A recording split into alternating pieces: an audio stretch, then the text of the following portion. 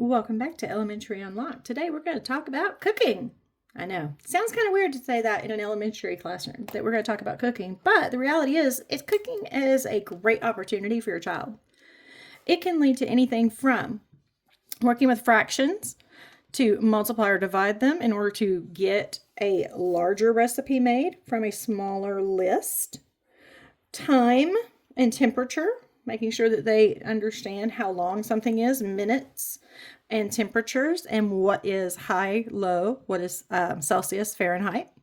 Grouping items together in order to follow directions and complete a recipe correctly, and time management so that you are not starting to work on your food item right before it's time to serve it, but it's going to take an hour to cook. That time management piece could be really good because they can also work when they're working with time on elapsed time and how much time has passed. So one that I'm thinking of very specifically is if they have 1/3 of a teaspoon of something in their recipe, and that recipe makes enough for 3 servings, but they are going to be providing food that is going to need to be for 9 people, 9 servings. They can't just do 1/3. They've got to do 1/3, 1/3, and 1/3. So they have to learn how to use this. Now, they can do like this and just add them up and see that that is 3/3 because they have the same denominator. Or they can look and say, okay, 1/3 times 3 wholes and multiply.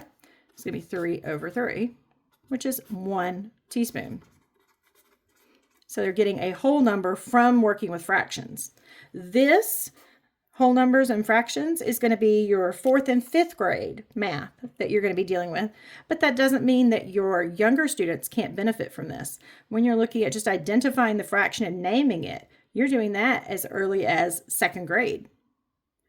If you're looking at halves and fourths, you might even see that as early as 1st grade. So cooking is a great opportunity to sit with your child or stand up and move around with them in the kitchen. Let them help. Let them look and estimate the size of the pan they need to figure out what they're mixing in, to collect and read the ingredient labels from them and then from the recipe to make sure they're matching them up and got the right thing out of the cabinet. Anything can be taught during regular time with the family, such as the shopping that we've talked about before and the cooking, but also anything else that you do as a family. Going for a drive, a walk, watching TV, playing a game.